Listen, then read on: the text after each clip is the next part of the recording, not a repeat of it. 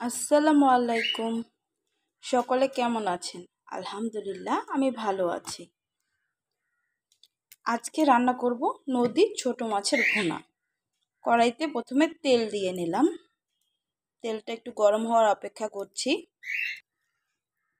তেলটা গরম হয়ে গিয়েছে, দিয়ে দিলাম জিরা ফোড়ন। আমরা সাধারণত মাছের মধ্যে জিরা ফোড়নটা বেশি খেয়ে থাকি।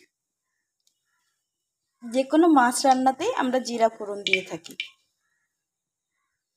কেমন লাগে আপনাদের এরকম জিরা ফোড়ন দিয়ে তরকারি খেতে? আমাদের তো বেশ লাগে।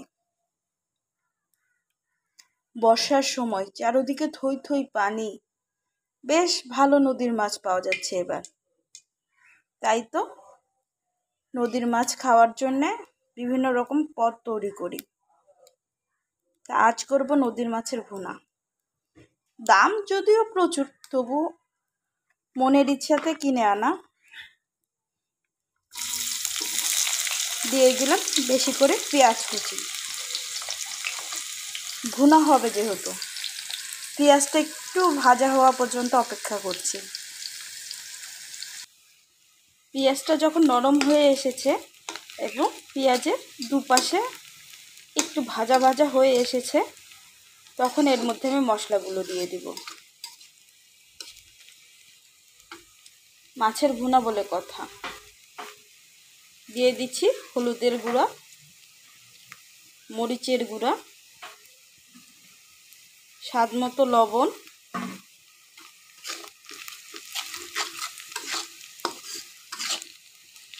দিয়ে ভালোভাবে আমি মিশিয়ে নিচ্ছি।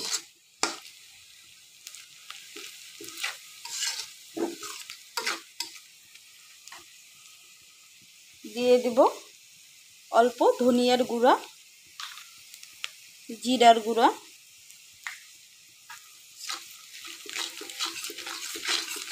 এই মাছ ভুনাটার জন্য মূলত মশলাটা ভালোভাবে কষিয়ে নিতে হবে। এখন এতে দিয়ে দিব অল্প পানি।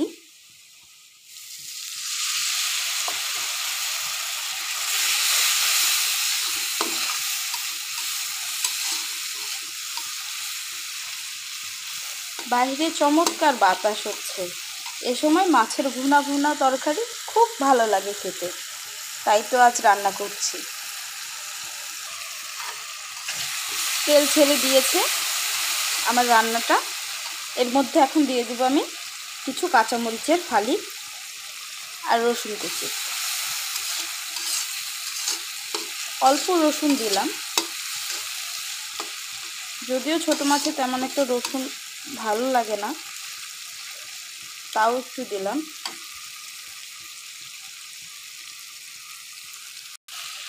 মশলাটা আমার হয়ে গিয়েছে, এখন দিয়ে দিব আমি কেটে ধুয়ে রাখা মাছগুলো। এখানে মিশালি মাছ রয়েছে, বালিয়া, ট্যাংরা, গচি, আরও পয়া, নানান রকমের মিশালি মাছ।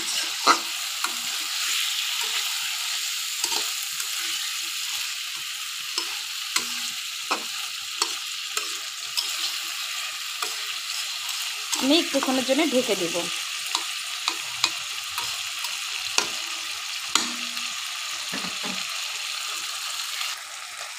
মাছটা আমার কষানো শেষ। এখন দিয়ে দিচ্ছি অল্প কিছু বিলেতি ধনিয়ার পাতা। কাছ থেকে গিয়ে তুলে নিয়ে আসলাম। দিয়ে দিব অল্প করে পানি।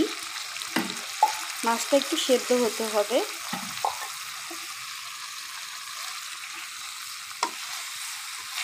যেহেতু গচি মাছ আছে, ট্যাংরা মাছ আছে, এই মাছগুলো সেদ্ধ হতে একটু সময় লাগে, তাই একটু পানি দিয়ে দিলাম। আপনারা কে কে এভাবে মাছের ভুনা খান কমেন্টে জানাবেন।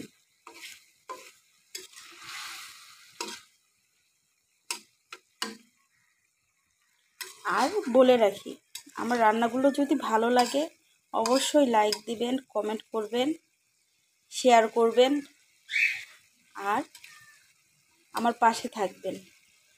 আমার চ্যানেলটাকে সাবস্ক্রাইব করবেন, নতুন বন্ধুদের বলছি। আর যারা পুরনো আছেন তারা তো করেইছেন আগে।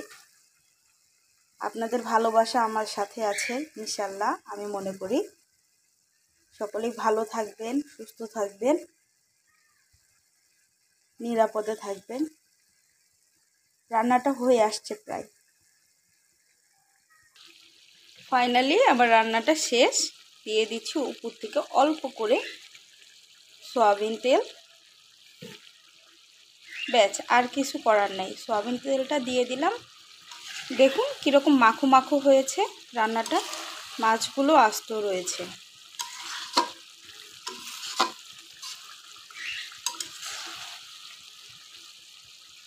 চমৎকার একটা ঘ্রাণ ছড়াচ্ছে।